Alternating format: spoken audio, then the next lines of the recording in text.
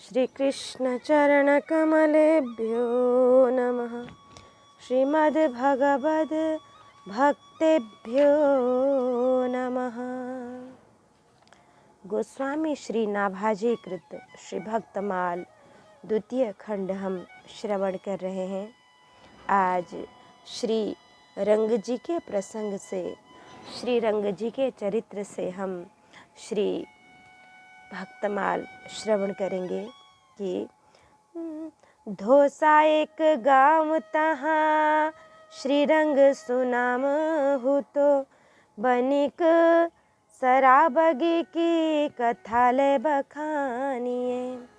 रहे तो गुलाम गयो धर्मराज धाम, बड़ो दूत कही सुनो अरे बानिए। आए बनी जा रे लेना देखो तू दिखा बेचैन, बैल श्रृंग मध्य पैठी मारे पहचानिए।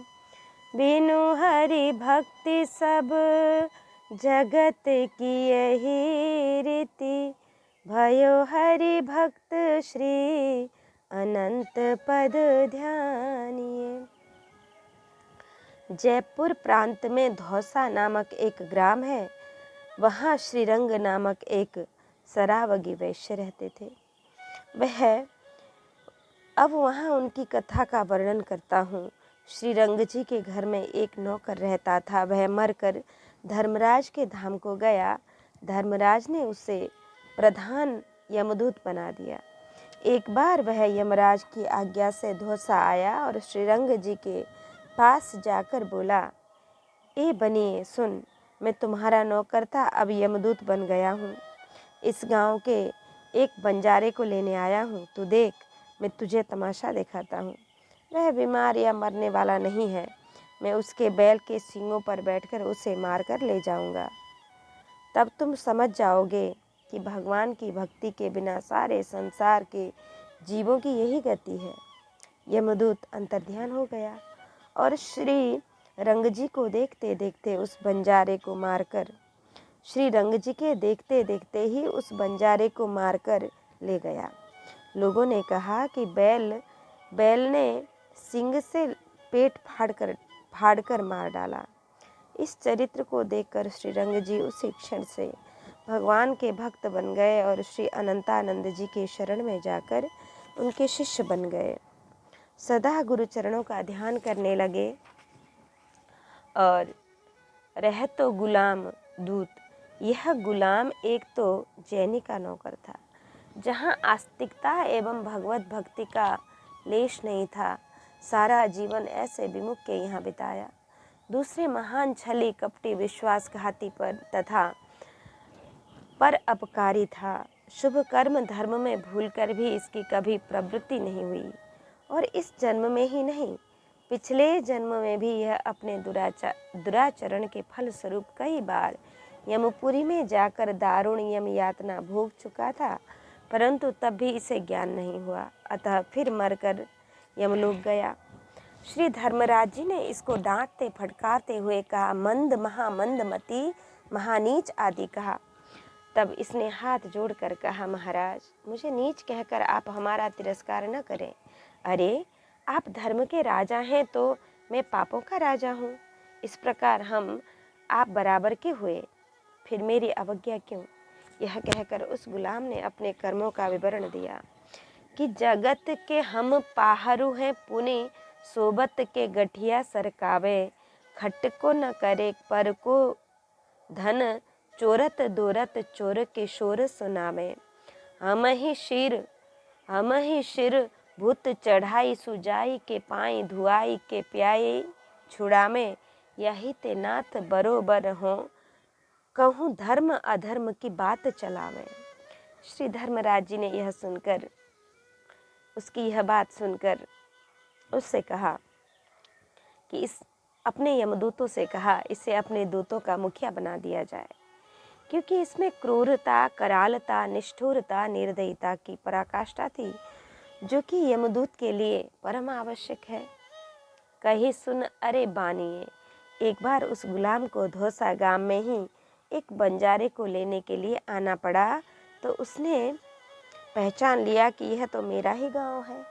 फिर उसे अपने मालिक रंग जी की याद आई, तो विचार किया कि इनको भी चेतावनी देता चलूं, नहीं तो यदि ये ऐसे ही दुनियादारी में लगे रहे तो फिर इनको भी मेरे हाथ से ही डंडे खाने पड़ेंगे, दुर्दशा भोगनी पड़ेगी। यह ठीक नहीं है, क्योंकि मैंने इनका नमक खाया है। अतः वह रंग जी के सामने प्रकट हो गया। उन्होंने पहचान कर कहा कि तू तो मर गया था, फिर यहाँ कैसे आया है। उसने सब बात बताई कि मैं अपने पापों के फल स्वरूप यमलोक को गया, और चूंकि मैं महापापी था, अतः यमराज ने मुझे अपने दूतों का सरदार बना दिया। जैसे जेल में बड़ा अपराध करके आए हुए बड़े कैदी को अन्य कैदियों का जमादार बना देते हैं, मैं तुम्हें चेतावनी देने आया हूँ। शेष जीवन में भगवान का भजन पूजन कर लो, अन्यथा तुम्हें भी दारुण यम यातना भोगनी पड़ेगी। देखो, मैं अमुक बंजारे को लेने आया हूँ। रंग जी ने कहा कि अभी तो वह भला चंगा हमारे यहाँ से ही माल लाद कर ले गया है, फिर इतनी जल्दी कैसे मरेगा। दूत ने कहा, देख तू दिखावे चैन। रंग जी ने जाकर देखा, वह बंजारा अपने बैल को खली भूसी चरा रहा था। बैल बारंबार सिर हिला रहा था। बंजारे ने रंज में आकर बैल को हाथ से छटकारा। फिर तो बैल ने भी क्रोध में भरकर ऐसा सींग मारा कि उसकी आंतें निकल गई और वह तुरंत मर गया, क्योंकि यमदूत काल रूप से उस बैल के सींग पर जा बैठा था। श्री रंग जी की आंखें खुल गईं कि बिन हरि भक्ति की सदा नगारा कूच का बाजत आठों याम, रहीमन या जग आई के को करी रहा मुकाम। गही शरणागति राम की भवसागर की नाव, रहीमन जगत उधार कर और न कछु उपाव। भजन बिनु बैल बिराने होय हों, पाँव चारि सिर सींग गूंग मुख तब कैसे गुन गए हों। चारि पहर दिन चरत फिरत बन, तउन पेट अघे हों। टूटे कंध अरु फूटी नाकनी, कौलों धो भूस खे हों। लादत जोतत लकुट बाजी हैं, तब मह मूड दुरे हों। शीत घाम घन विपति बहुत विधि भार तरे मरि जय हों। हरि संतन को कहो न मानत, क्यों आपनो पैहो। सूरदास भगवंत भजन बिनु, मिथ्या जन्म गवै हों। भजन बिन नर मर घट को भूत, श्याम श्यामा रटे रसनासों, तिनको जान सपूत। बिनु हरि भजन करम सब अकरम, आठों गांठ कपूत। एक अनन्य भक्ति बिनु कीने, धृग करनी करतूत। निषदिन करत कपट छलबाजी, समझे नहीं अऊत।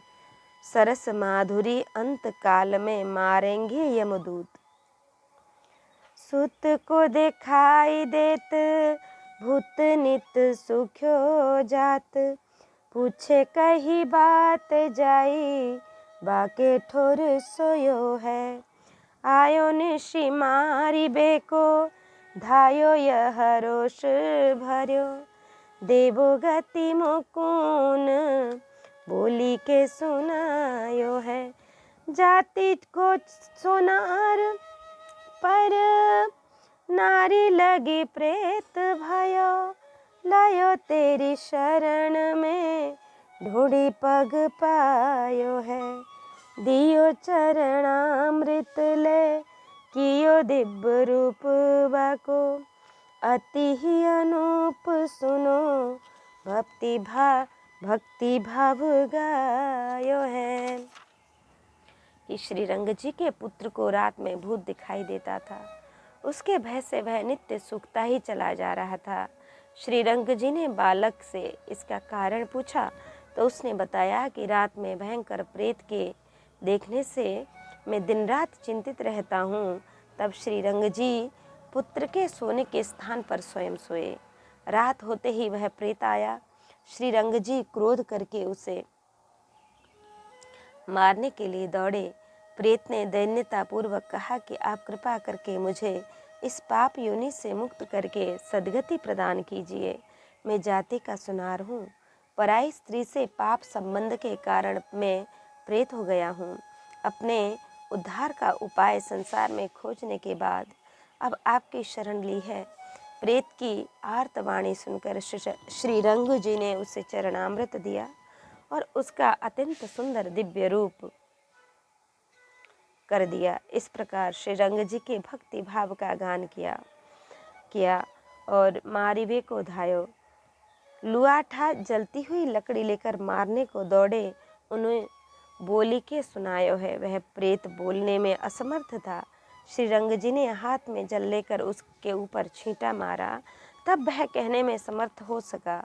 दृष्टांत धुंधकारी का गोकर्ण के पूछने पर जब वह कुछ बोल न सका तो गोकर्ण जी ने अंजलि में जल लेकर उसके ऊपर डाला तो उसने सब वृतांत बताया। एवं पृष्ठस्तदा तेना रुरोदोच्चै पुनः पुनः अशक्तो वचनोच्चारे संज्ञा मात्रं चकारः। ततोञ्जलौ जलं कृत्वा गोकर्णस्तमुदैरयत् तत्सेक हतपापोऽसौ प्रवक्तुमुपचक्रमे। परनारी लागी प्रेत भयो। पराई स्त्री में आसक्त रहने वाले पुरुष मरने की तो बात ही क्या, जीते जी प्रेत हो जाते हैं। परद्रोही परदार रत परधन पर अपवाद ते नर पावर पापमय देह धरे मनुजात। पर स्त्रीगामी पुरुष को कभी भी शुभ गति नहीं मिलती। शुभ गति पाप की परतीय गामी। 7 दुर्व्यसन जीव को निश्चय ही नरक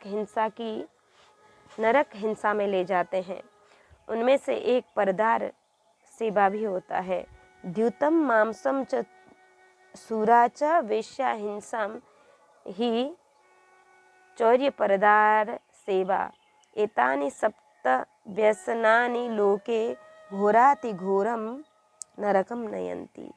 दृष्टांत धुंधकारी का गोकर्ण के यह पूछने पर कि तुम्हें प्रेतियों कैसे मिली, उसने लोकानाम हिंसकम सोहम स्त्रीभिर दुखेन मारति प्रेतत्वामापन्नो दुर्दशाम च वहाम्यहम। इसी से श्री विभीषण जी रावण को समझाते हुए कहते हैं, जो आपन चाहे कल्याणा सुजस सुमति शुभ गति सुख नाना तो पर नारी लीलार गुसाई तजहु चौथ के चंद की नाई। महात्मा श्री चरणदास जी कहते हैं, अरे नर पर नारी मत तकरे, जिन जिन तको और डायन के तिन तिन के गई भखरे। दूध आँक को पात कटैया झाल अग्नि को जानो। सिंह मुछारे विषकारे को ऐसो ताहि पिछानो। खानी नरक की अति दुखदाई 84 भर मारे। जन्म जन्म को दाग लगावे हरिगुरु तुरत छुड़ावे। जग फिरी फिरी महिमा को खोवे राखे तन मन मैला। चरण दास सुखदेव चेतावे सुमिरो राम सुहेला। प्रेत ने श्री रंग जी का चरणामृत मांगा, तब इन्होंने कृपा करके उसे अपना चरणामृत दिया। वह तत्काल प्रेत योनि से छूटकर दिव्य रूप धारण कर भगवत धाम को चला गया। शास्त्रों में संतों के चरणोदक की भी बड़ी महिमा लिखी है। यथा पाद में गंगा सागर सहस्राणी द्वारकायम शतैरपि सर्वतीर्थाधिकम पुण्यम सप्तपादोदकम पिबेत। पुनः सर्व पाप विनिर्मुक्तो वैष्णवम चरणामृतम यह पिबेत स भवेत पृथ्व्याम पावनो नात्र संशय। श्री रंग जी की गुरुजनों में बड़ी निष्ठा थी। इस प्रकार हमने आज श्री रंग जी का परम पवित्र चरित्र श्रवण किया। अब पयहारी श्री कृष्णदास जी, भक्त पयहारी श्री कृष्णदास जी का चरित्र वर्णन हम श्रवण करें। निर्वेद अवधि कली कृष्णदासन परिहरी। पयपान कियो जाके सिर कर धर्यो तासु कर तर नहीं आड्यो। अर्प्यो पद निर्वाण शोक निर्भय करि छाड्यो। तेज पुंज बल भजन महामुनि उरुधरेता। सेवत चरण सरोज राय राना भुवि जेता। दाही माँ वंश दिन कर उदय संत सकल ही सुख दियो। निर्वेद सबधि कलि कृष्ण दासन परिहरि पयपान कियो। अब श्री पैहरी जी का प्रसंग।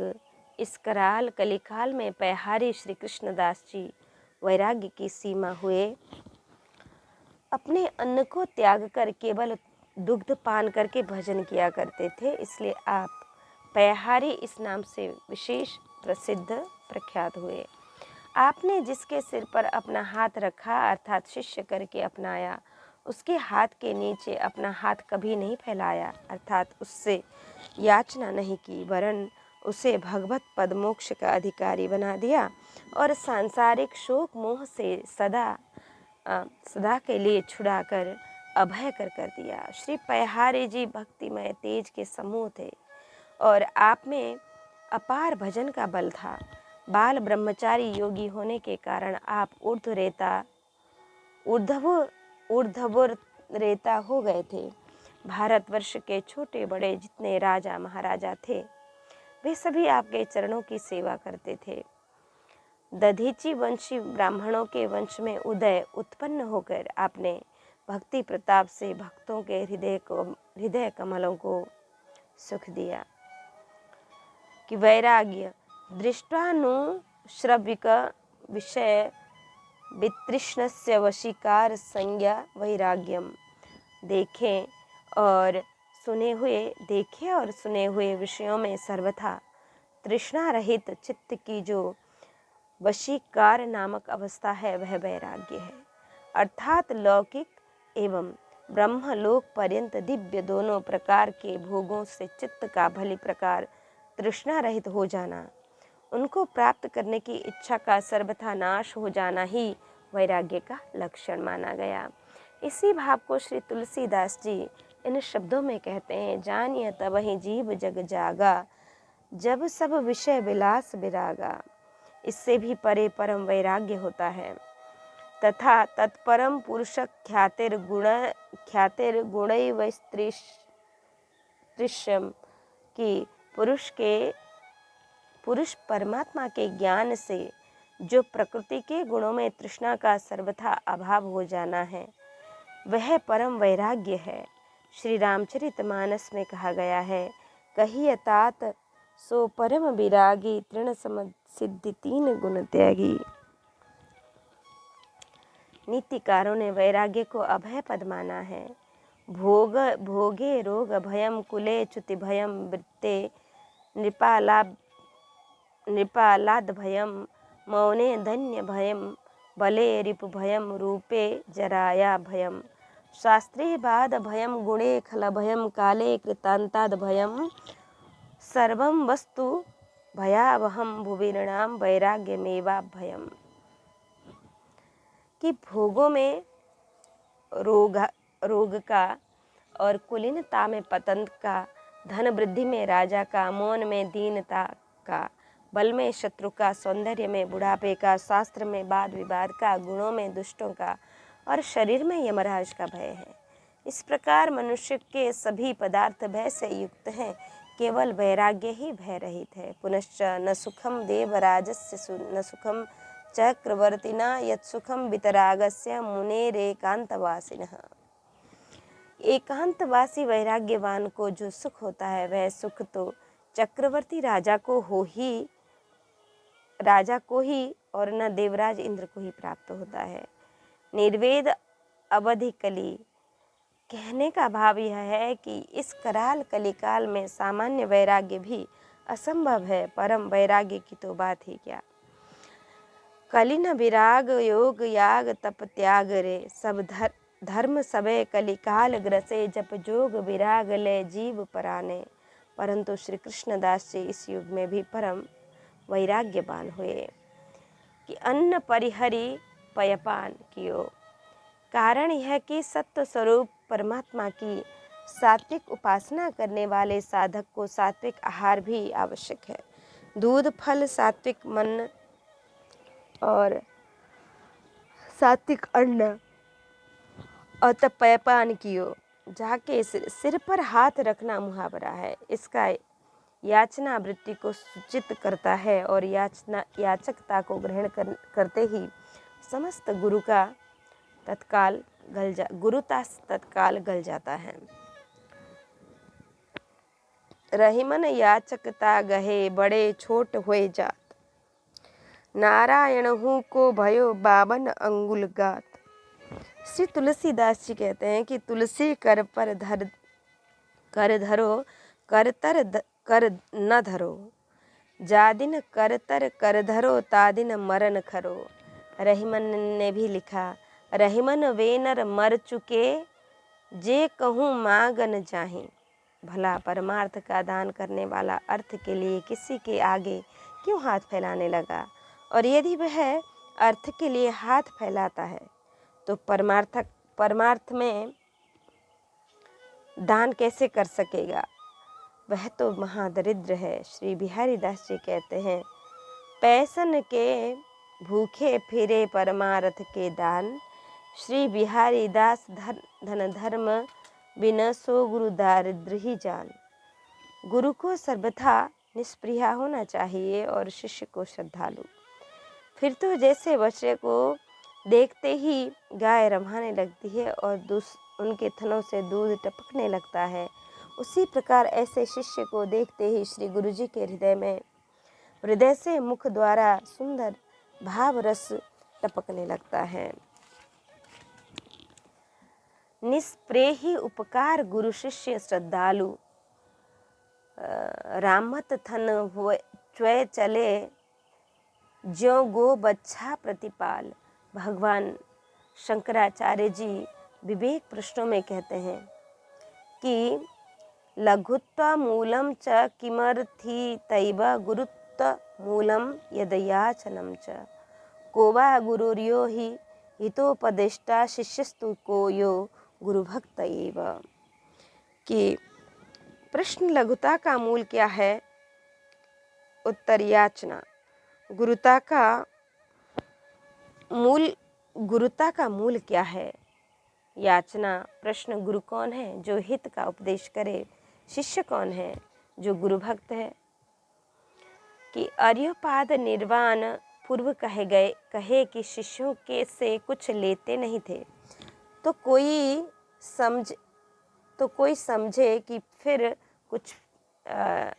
कुछ लेते भी नहीं होंगे। तो इस पर कहते हैं कि सो बात नहीं। यद्यपि लेते कुछ नहीं थे, परंतु अर्घ्योपद निर्वाण यह गुरु की परमोदारता है। वह पद निर्वाण से तात्पर्य सामीप्य, सारूप्य, सालोक्य, सायुज्य, साष्टी, कैवल्य आदि मुक्तियाँ एवं भगवत धाम दोनों से हैं। भगवत धाम न तद्भासयते सूर्यो न शशांको न पावकः, यद् गत्वा न निवर्तन्ते तद्धामं परमं मम। कि उस स्वयं प्रकाश में परम पद को न सूर्य प्रकाशित कर सकता है, ना ही चंद्रमा, न अग्नि ही प्रकाशित कर सकती है। जिस परम पद को प्राप्त होकर मनुष्य पीछे संसार में नहीं आते हैं, वही मेरा परम धाम है।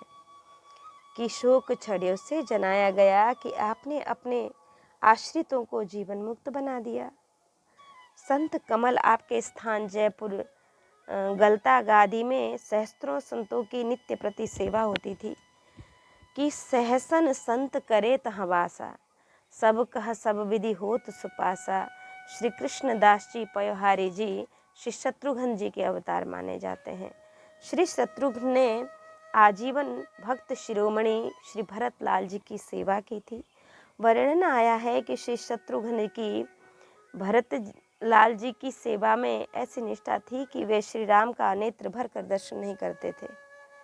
वे डरते थे कि कहीं मैं श्री राम जी की छवि देखकर सुधि बुद्धि न खो बैठूं, फिर तो मेरे सेवा धर्म में त्रुटि आ जाएगी, संत सेवा में किंचित अंतराय न आ जाए। इस भाववश श्री भगवत दर्शन को भी गौड़ समझकर संत सेवा निष्ठा की पराकाष्ठा।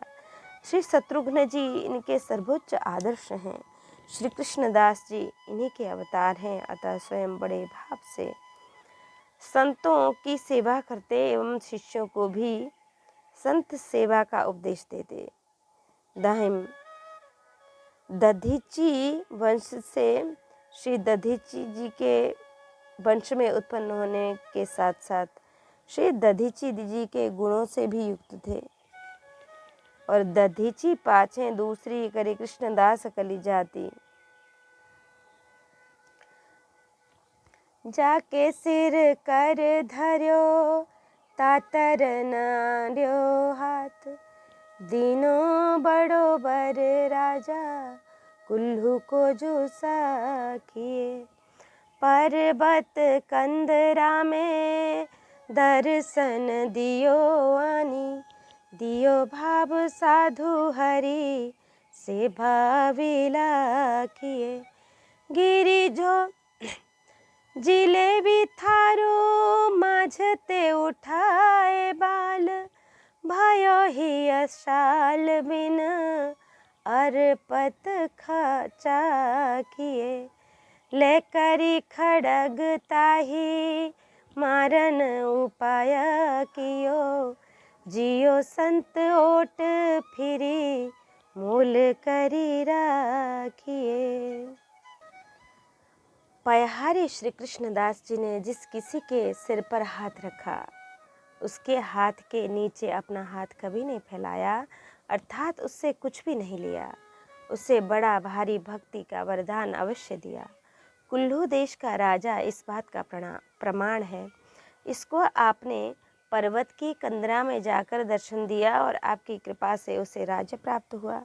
राजा को आपने ऐसा प्रेम भाव दिया कि उसे संत भगवान की सेवा करते हुए और अधिक करने की अभिलाषा बनी ही रहती थी। एक बार पुजारी मंदिर में भगवान का भोग लगाने के लिए जलेबियों के थार ले जा रहे थे। उसमें से एक जलेबी गिर गई।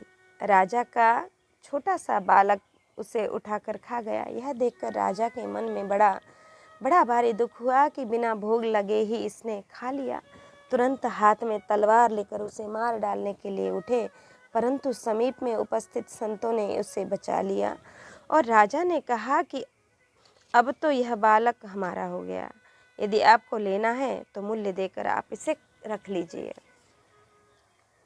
एक पर्वत कंदरा। एक बार श्री कृष्णदास जी पयहारी जी विचरते हुए कुल्लू की पहाड़ियों की ओर जा निकले। गुफा अनुकूल वातावरण तथा रमणीक स्थल देखकर वहाँ कुछ काल रहकर भजन करने की इच्छा जाग उठी। जैसे देवर्षि नारद को हिमालय की सुंदर गुफा देखकर हिमगिरी गुहा एक अति पावनी, वह समीप सुरसरी सुहावनी, आश्रम परम पुनीत सुहावा, देखी देव ऋषि मन अति भावा, निरखि शैल सरी विपिन विभागा, भयउ रमापति पद अनुरागा, सुमिरत हरिहि साप गति बाधी, सहज विमल मन लागी समाधि। हाँ, तो ये एक कंदरा में जा बैठे। समीप के गांव वालों को कुछ मालूम नहीं कि आप यहाँ पधारे हैं, जिससे कि कुछ सेवा कर सकें, और आपका भजन में ऐसा मन लगा कि बस्ती में जाने की इच्छा ही नहीं हुई। आप केवल दूध पीते थे। भगवान के श्रीमुख के वचन हैं, अनन्यं चिन्तयन्तो माम ये जनाः पर्युपासते तेषां नित्यभियुक्तानां योगक्षेमं वहाम्यहम्, योगक्षेमं वहाम्यहम्। और प्रभु ने व्यवस्था कर दी कि एक ग्वाले की एक गाय समूह छोड़कर गुफा के द्वार पर आ खड़ी हो गई। गाय बड़ी ही सुंदर, हृष्ट पुष्ट एवं परम दर्शनीय थी। श्री पयहारी जी ने उसे प्रणाम किया। उसके थनों से आप दूध झरने लगा। प्रथम तो गाय का उस गुफा तक आने का ही आश्चर्य था, फिर स्वतः दूध स्त्रवना, यह और भी आश्चर्य है। आपने इसे प्रभु का मंगल विधान माना। दूध की आवश्यकता थी ही। कमंडलों में दूध रोप लिया और गाय वहाँ से चलकर फिर अपने झुंड में जा मिली और आपने दूध को वस्त्र पूत करके पी लिया। यही क्रम नित्य प्रति का सा हो गया। एक दिन ग्वाले के मन में विचार आया कि देखें तो यह गाय कहाँ जाती है। वह गाय के पीछे पीछे लग गया, गुफा तक आया, छिपकर सब दृश्य देखा। श्री पयहारी जी का दिव्य दर्शन पाकर कृतार्थ हो गया और समीप आकर उसने श्री चरणों में प्रणाम किया और अपना भाग्य सराहा। महाराज, मुझे इस गाय के बदौलत आपका दर्शन हो गया, मेरे धन्य भाग्य हैं। श्री पयहारी जी ने पूछा, क्या यह गाय तुम्हारी है? ग्वाले ने कहा, जी हाँ। आपने कहा कि भैया यह तो नित्य मेरी सेवा कर जाया करती है, अतः मैं तुम पर प्रसन्न हूँ, तुम मुझसे कोई वर मांग सकते हो। ग्वाले ने सरल भाव से कहा, महाराज आप साधु महात्माओं की सेवा करना तो हमारा परम धर्म है, भला इसके लिए क्या लेना देना। धन्य है यह गाय जिससे कि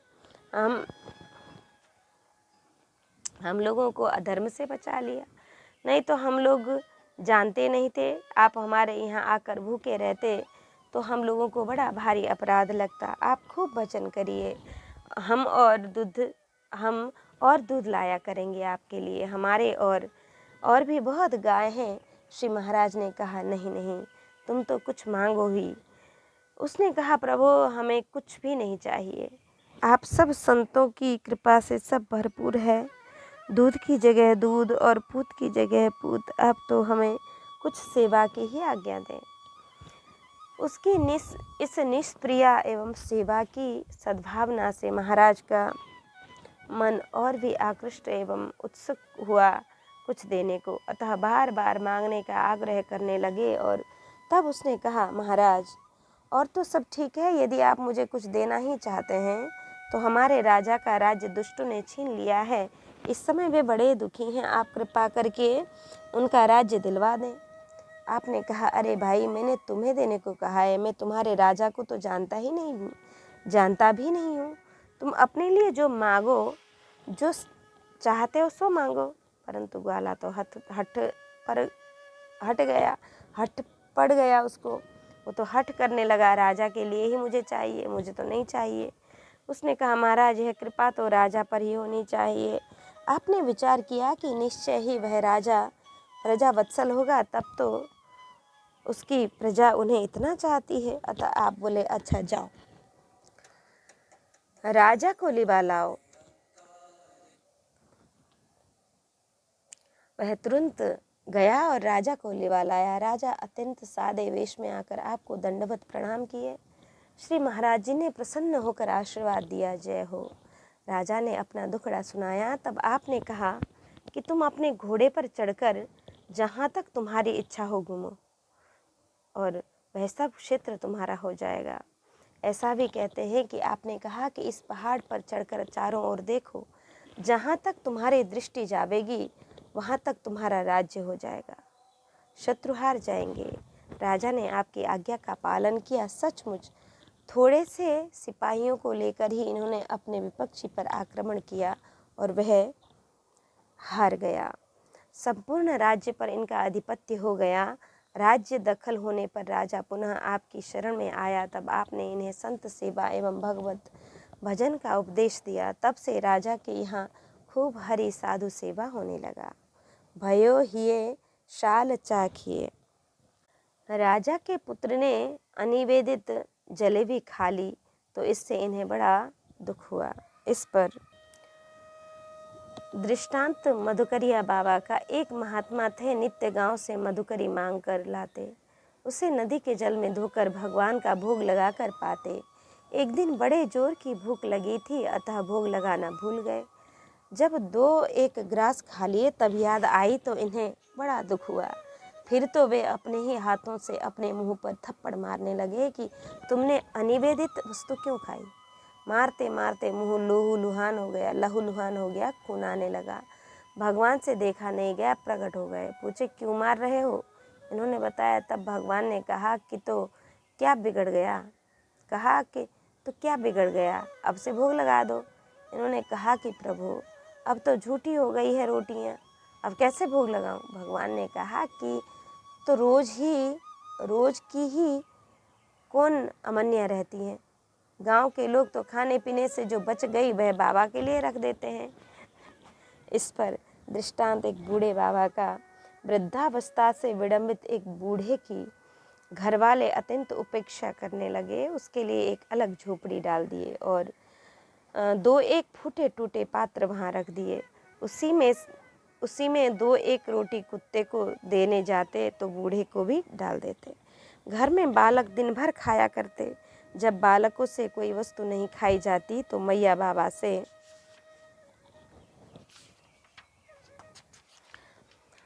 पूछते हैं कि इसको क्या करूं, तो वे कहते ले जा रख दे बाबा की रोटी पर। इस तरह बाबा के लिए रोटियां रखी जाती। अनिवेदित खा लेने पर। दूसरा की दृष्टांत चक्रिक भील का। बात द्वापर की है। चक्रिक नामक एक भील ने वन में एक टूटा मंदिर देखा। उसमें भगवान का बड़ा सुंदर विग्रह विराजमान था। चक्रिक जाति का भील होकर भी सात्विक संस्कार से युक्त था। उसके हृदय में भगवान के प्रति भक्ति थी, जीवों के प्रति दया थी। उसने जिस दिन से भगवान को देखा उसी दिन से वन्य फल फूलों से भगवान की पूजा करने लगा। उसने आचार संहिता तो पढ़ी नहीं थी, उसे केवल इतना ज्ञान था कि कोई भी अच्छी वस्तु भगवान को अर्पित करनी चाहिए। सरल हृदय चक्रिक को कोई फल मिलता तो पहले वह उसे स्वयं चखता। यदि मीठा होता तो भगवान को अर्पित करता और यदि मीठा न हुआ तो स्वयं खा लेता। ऐसे ही एक दिन यह एक फल चख रहा था। फल बहुत मीठा था, परंतु किंचित असावधानी से वह फल उसके मुख से सरक कर गले में चला गया। उसे बड़ा दुख हुआ कि इतना बढ़िया फल बिना प्रभु को भोग लगाए मैं खा जाऊं, यह उचित नहीं। अतः उसने एक हाथ से अपना गला बड़े जोर से दबाया, जिससे फल पेट में न जा पाए। फिर वमन आदि की क्रिया करने पर भी जब फल बाहर नहीं निकला तो वह दूसरे हाथ से कुल्हाड़ी से अपना गला काटकर फल निकालकर भगवान को चढ़ा तो दिया, परंतु स्वयं मूर्छित होकर गिर पड़ा। उसके सरल भाव पर रीझ कर भक्त वत्सल भगवान ने प्रकट होकर अपना श्री कर कमल उसके मस्तक पर फिराया। उसकी समस्त पीड़ा तत्काल दूर हो गई, शरीर स्वस्थ हो गया। वह भगवान का दर्शन कर निहाल हो गया। भगवान ने पिता की भांति उसको बड़ा प्यार किया और अविचल भक्ति का वरदान देकर अंतर्ध्यान हो गए। बिनार्पितम तु गोविंदे भोजनम कुरुते यदि श्वानविष्टा समम चान्नम तोयम च सुरया समम। कि जियो संत ओट। राजा जब राजकुमार को मारने के लिए तलवार लेकर चले तो एक संत देख रहे थे, तो उन्होंने समझ लिया कि निष्ठा के आवेश में राजा निरपराध कुमार को मार ही डालेंगे। अतः दौड़कर आए और राजकुमार को अपनी गोद में छिपाकर बोले, राजन, आप यह क्या कर रहे हैं? आप हमारे लड़के को मारने जा रहे हैं। राजा ने कहा, यह लड़का आपका है? संत जी ने कहा, हाँ महाराज, हमारा तो है ही। जब आप सब कुछ संतों का समझते हैं तो आप लड़के को अपना क्यों समझते हैं? जब आप सब कुछ संतों का समझते हैं तो फिर ये बच्चा भी तो संतों का ही हुआ, आप इसको अपना क्यों समझते हैं? फिर मारने का भला आपको अधिकार ही कहाँ रहा? क्या बात। तब तो राजा के हाथ शिथिल हुए और बोले, अच्छा महाराज, आपका है तो हम भी नहीं मारेंगे। राजा यह विचार कर मन ही मन बड़े प्रसन्न हुए कि संतों ने हमारी वस्तु को अपना ली है, अपनी मान ली है।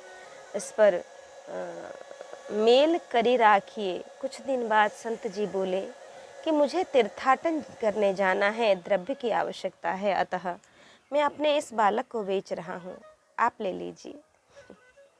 राजा हंस गए। संत को इच्छित द्रव्य देकर विदा किए। संत की ओट से लड़के की जान बच गई। तभी तो श्रीमद् गोस्वामी तुलसीदास जी विनय पत्रिका में कहते हैं, बड़े ही की ओट बलि बाँच आए छोटे हैं, चखत खरे के संग जहाँ तहाँ खोटे हैं। इस प्रकार जो बहुत बड़े हैं उनकी ही आठ में रहना चाहिए, उनकी ओट में रहना चाहिए। दृष्टांत संत निंदक का एक भागवत विमुख मनुष्य ने जीवन भर संतों की निंदा की। अंत में उसे यमदूत बांधकर यमलोक को ले चले। रास्ते में एक साधु की कुटी थी। निंदक ने कहा कि हम नित्य नियम से साधु को 10 गाली देते थे, तुम लोग मुझे कुटी के समीप रोको, गाली दे लूँ तो चलो। यमदूत तनिक रुके, जब वह गाली दे दिया तो पुनः ले चलने लगे।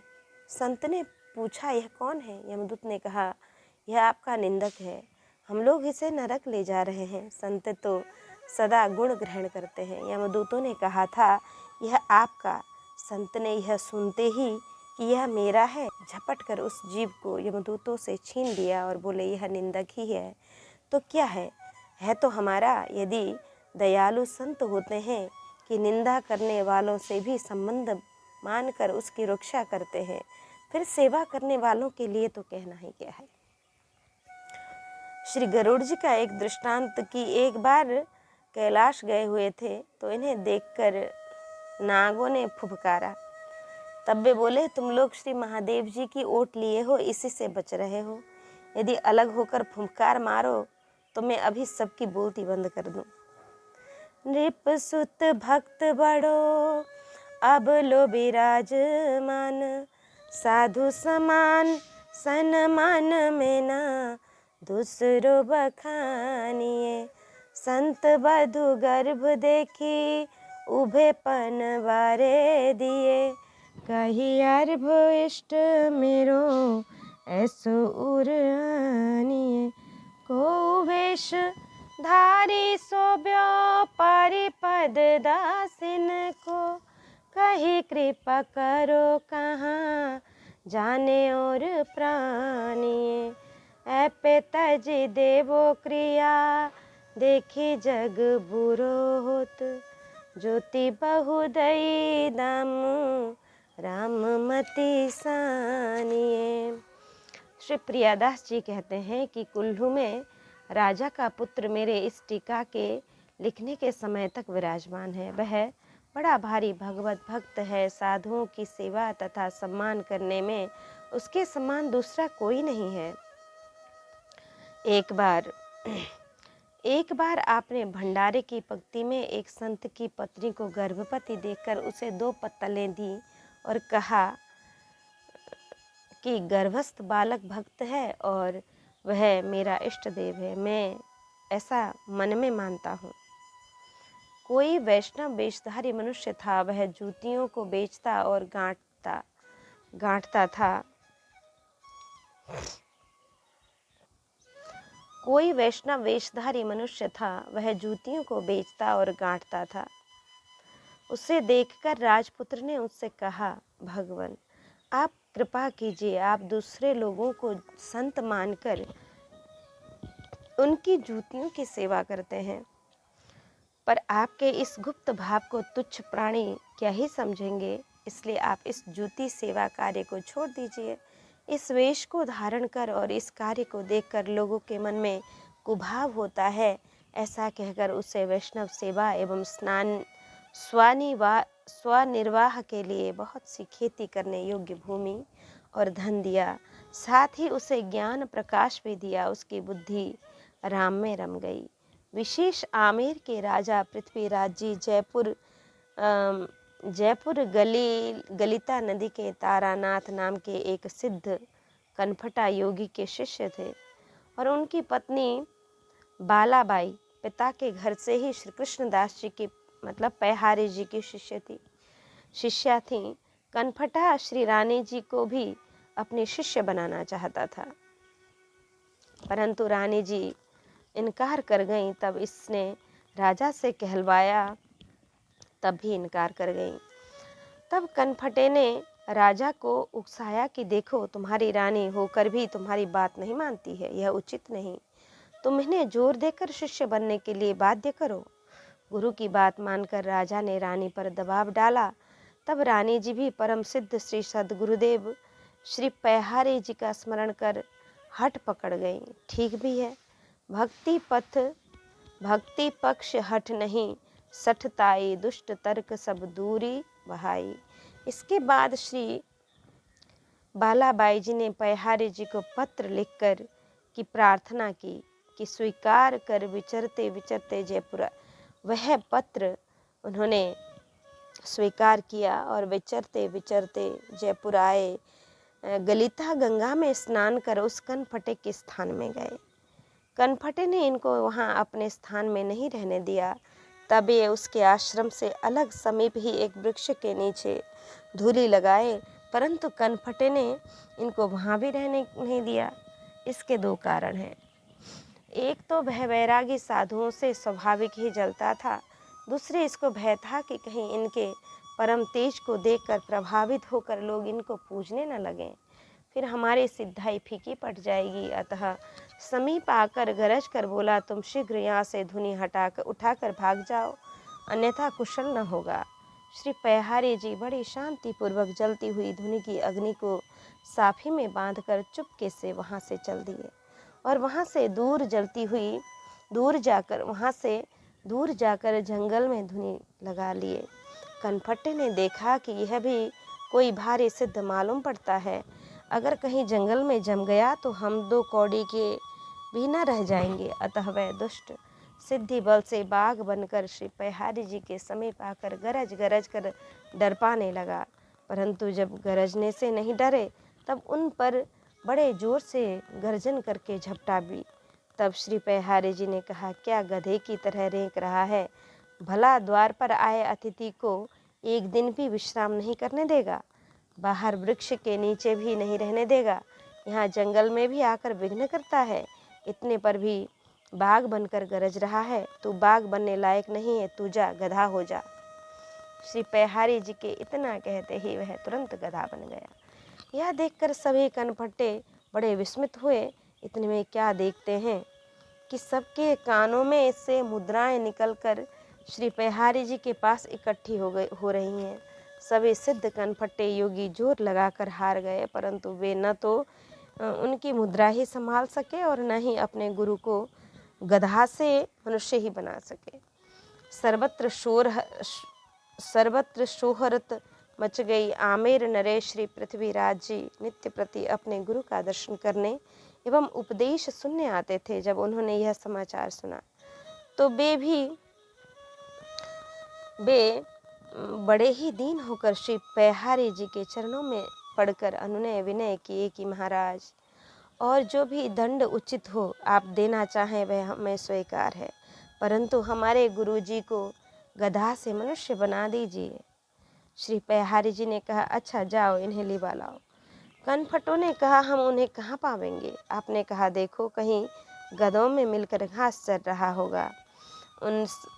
उन सब ने पूछा, हम उन्हें पहचानेंगे कैसे कि ये हमारे गुरुजी हैं? आपने कहा, ध्यान से देखना, कान फटे होंगे। कनफटे गए, खोज कर कान पकड़ कर ले आए। श्री पयहारी जी ने पुनः कृपा करके उससे मनुष्य बना दिया और आज्ञा दी कि आज से कनफटा हमारी धुन में नित्य प्रति काष्ठ लाकर डालेंगे और मेरी धुनी चितावेंगे।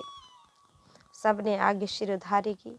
जब तक कनफटा उस आज्ञा का पालन करते हुए श्री पयहारी जी की धुनी में लकड़ी डालते हैं, इस प्रकार श्री पयहारी जी का परम पावन सुयश आज तक जगमगा रहा है। श्री पृथ्वीराज जी ने देखा कि जब हमारे कनफटा गुरु अपने ही उद्धार करने में असमर्थ हैं, तो ये हमारा उद्धार कैसे ही कर पाएंगे? गुरु तो समर्थ होना चाहिए।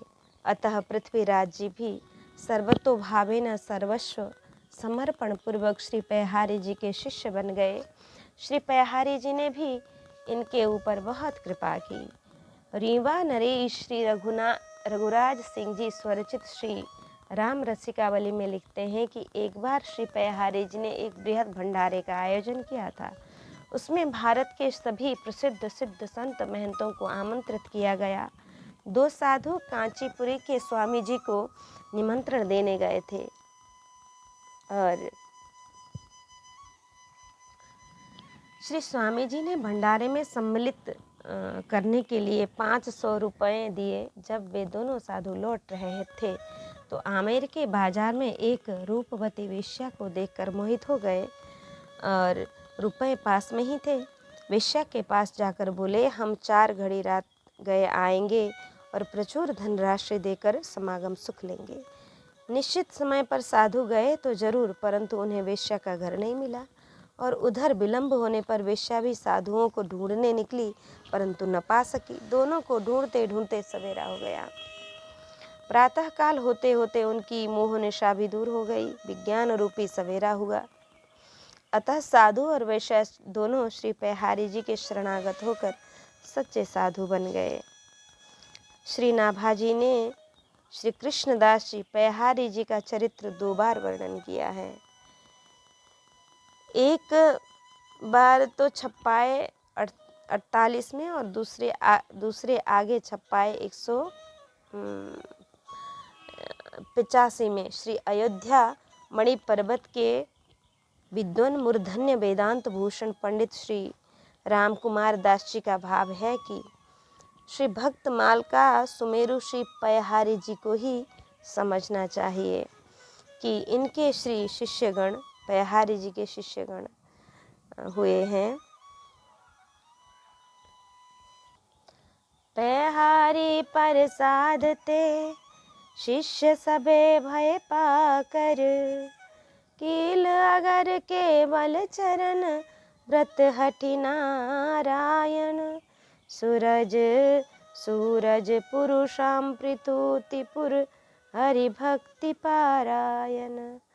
पद्मनाभ गोपाल टेक टीला गदाधारी, देवा हेम कल्याण गंगा समनारी। विष्णुदास कन्हर रंगा चांदन सबरी, गोविंद पर पयहारी प्रसाद ते शिष्य सबे भय पार कर। श्री पयहारी जी श्री कृष्णदास जी की कृपा से उनके सभी शिष्य जीवों को भवसागर से पार करने वाले हुए। श्री किलदेव जी, श्री स्वामी अग्रदेव जी, केवलदास जी, चरणदास जी, श्री हठि नारायण जी, सूरजदास जी, पुरुषा जी, पृथुदास जी, त्रिपुरदास जी वे हरिभक्ति में रत थे। पद्मनाभ जी, गोपाल दास, टेकराम, टीला गदाधारी जी, देव पंडा जी, हेमदास जी, कल्याणदास जी, गंगा जी के समान, गंगाबाई, विष्णुदास जी, कान्हरदास जी, रंगा राम जी, चांदनी और सबेरी ये सभी भक्त गोविंद परायण थे।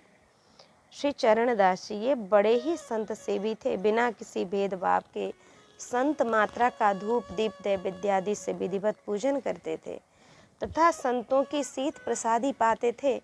एक बार एक पंगु संत आश्रम में आए। उनको पूजा करने के लिए प्रस्तुत देखकर वे पंगु संत बहुत संकुचित हुए और उन्हें निषेध किए, परंतु अपनी निष्ठा से पक्के श्री चरणदास ने अपने नित्य के नियमानुसार विधि पूर्वक उनका पाद प्रक्षालन आदि करके पूजन किया। संत का सद्भाव भगवत कृपा श्री चरणदास जी के स्पर्श करते ही उन पंगु संत का पंगुपन दूर हो गया। फिर तो वे पैदल चलकर सब तीर्थों की यात्रा किए।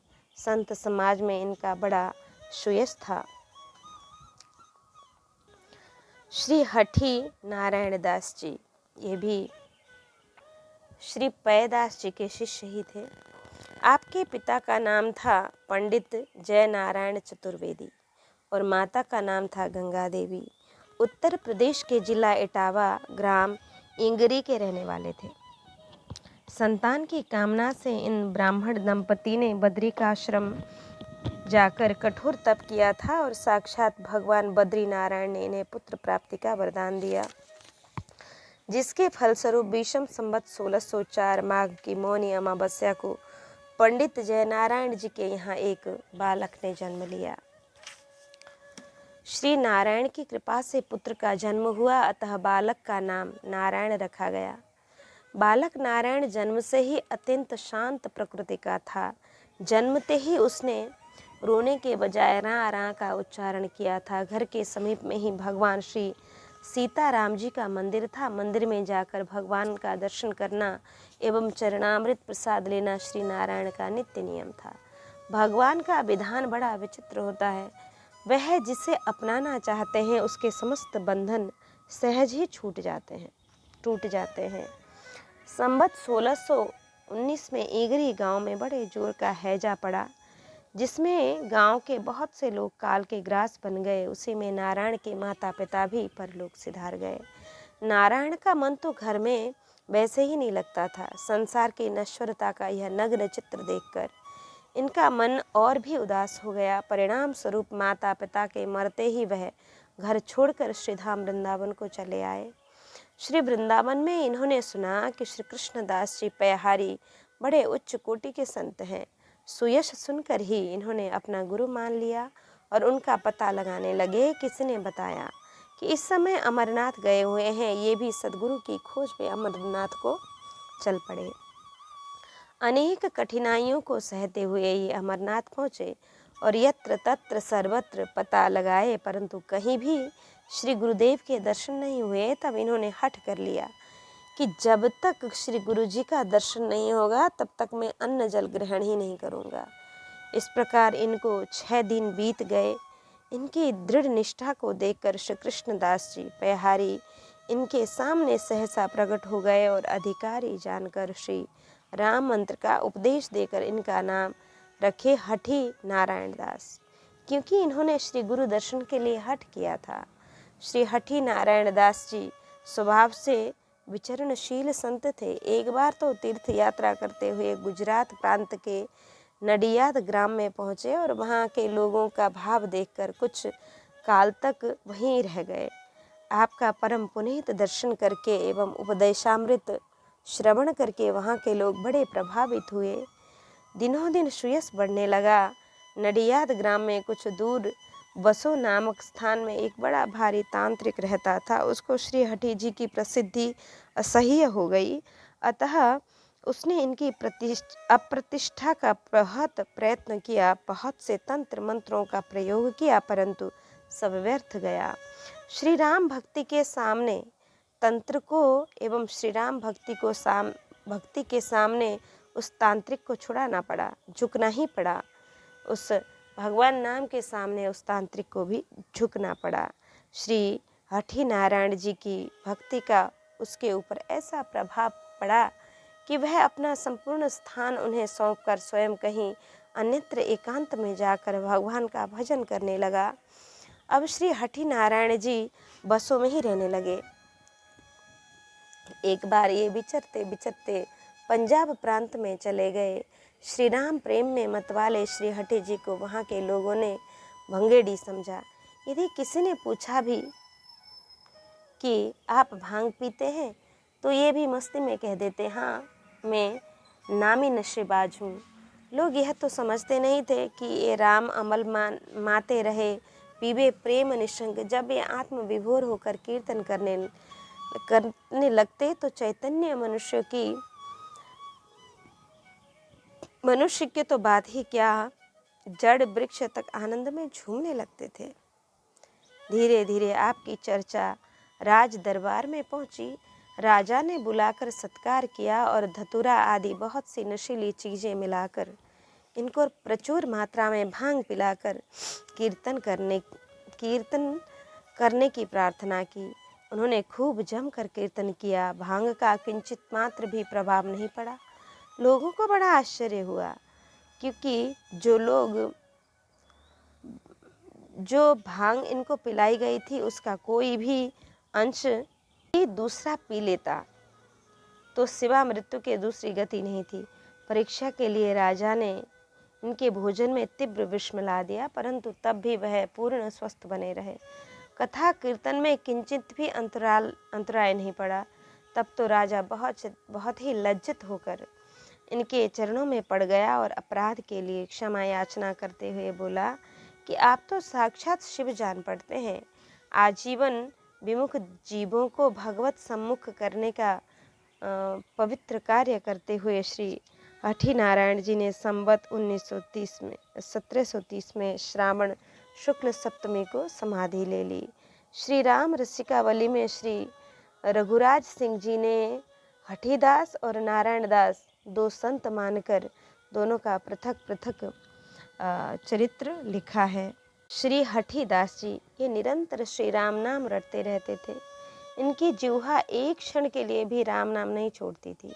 भोजन जलपान शयन के समय जब कोई दूसरा नाम रटता था तब ये अन्न जल ग्रहण करते थे। धीरे धीरे लोग इनके नियम को जान गए थे।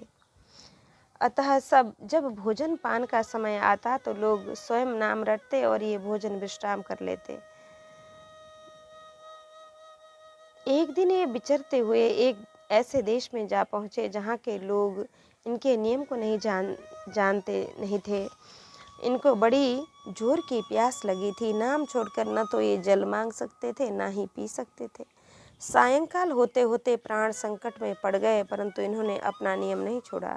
तब स्वयं भगवान श्री राम ही कृपा कर एक ब्राह्मण का रूप धारण कर आए और श्री हठीदास जी ने उनको देखकर श्री राम राम कहा तो ब्राह्मण वेशधारी भगवान श्री राम राम नाम गाने लगे। तब श्री हठीदास जी ने जलपान किया। जब ये जल पी चुके तो भगवान अंतर्ध्यान हो गए, नामनिष्ठ हो गए। नाम निष्ठा तो इस तरह की होनी चाहिए। श्री नारायण दास जी, इनको मानसी भावना की सिद्धि थी। ये एक बार बद्री नारायण का दर्शन करने जा रहे थे। मार्ग में एक झूले का पुल पार करना था। उस पर यात्रियों की बहुत भीड़ थी, अभी आगे जाने के प्रयत्न में थे। तब श्री नारायण दास जी भी भीड़ से अलग हटकर मानसी में पुल पार करने की भावना करने लगे। मानसी में पुल पार करते ही जब ये नेत्र खोले तो सचमुच अपने को पुल के उस पार पाए। ये यात्रीगण इनके पीछे करके आप स्वयं आगे चले थे। वे लोग अपने से भी पहले इन्हें पुल पार देखकर बड़े प्रभावित हुए। चरणों में पड़कर प्रार्थना और क्षमा मांगी। ये श्री नर नारायण भगवान का दर्शन कर कुछ काल तक वहीं निवास किए। फिर श्री रामायण जी का पाठ करते करते वहीं इस नश्वर शरीर का त्याग कर दिए। श्री सूरदास जी, इनका यह दृढ़ नियम था कि नित्य प्रति सूर्य मंडल मध्यस्थ श्री सीताराम जी का दर्शन पूजन करके ही अन्न जल ग्रहण करते थे। संतों की जमात लेकर विचरते रहते थे। एक बार भादों के महीने में आकाश एकदम मेघाच्छन्न था। सूर्य का दर्शन परम दुर्लभ था। समस्या अपनी नहीं थी, संघ के संतों की थी। जब तक हम कुछ खाएंगे नहीं तब तक संत समुदाय कैसे कुछ खा सकता है। अतः श्री सूरदास जी बड़ी निष्ठा पूर्वक थाल में पूजा की सामग्री लेकर भगवान का पूजन करने चले। लोगों को बड़ा कुतूहल हुआ कि इतना घनघोर घटा में सूर्य का दर्शन तो संभव है नहीं, फिर ये पूजा कैसे करेंगे। परंतु भक्त वांछा कल्पतरु भगवान ने इनका नियम निभाया। ज्यों ही ये पूजा का थाल पृथ्वी पर रखकर सूर्य की ओर दृष्टि किए, त्यों ही मेघ पटल को चीर कर तत्काल श्री सूर्य भगवान प्रकट हो गए। इन्होंने बड़े ही आह्लाद पूर्वक सूर्य मंडल मध्यस्थ श्री सीताराम जी का पूजन किया। यह देखकर सब लोग चकित हो गए, बारंबार इनके चरणों में प्रणाम किए। इसी प्रकार से जब तक इनका शरीर रहा तब तक वह नियम अविच्छिन्न रूप से चलता ही रहा। ऐसे निष्ठावान थे श्री सूरदास जी। श्री पहारी जी के पुरुषोत्तम दास, पृथुदास, पद्मनाभ दास आदि 16 शिष्य संग श्री बद्रिकाश्रम की यात्रा किए। श्री पहारी जी के 16 शिष्यों की सम्मिलित कथा है ये लोग बद्री नारायण भगवान का दर्शन कर लौट रहे थे। मार्ग में एक गांव के समीप एक बट वृक्ष के नीचे रात्रि विश्राम कर रहे थे। उस बट पर 16,000 प्रेत अपने परिवार सहित निवास करते थे। भगवत इच्छा से आधी रात को बड़े जोर की आंधी आई। संतों की चरण रज उड़ उड़ कर उन प्रेतों पर जा पड़ी। कल्पांत में भी जिनका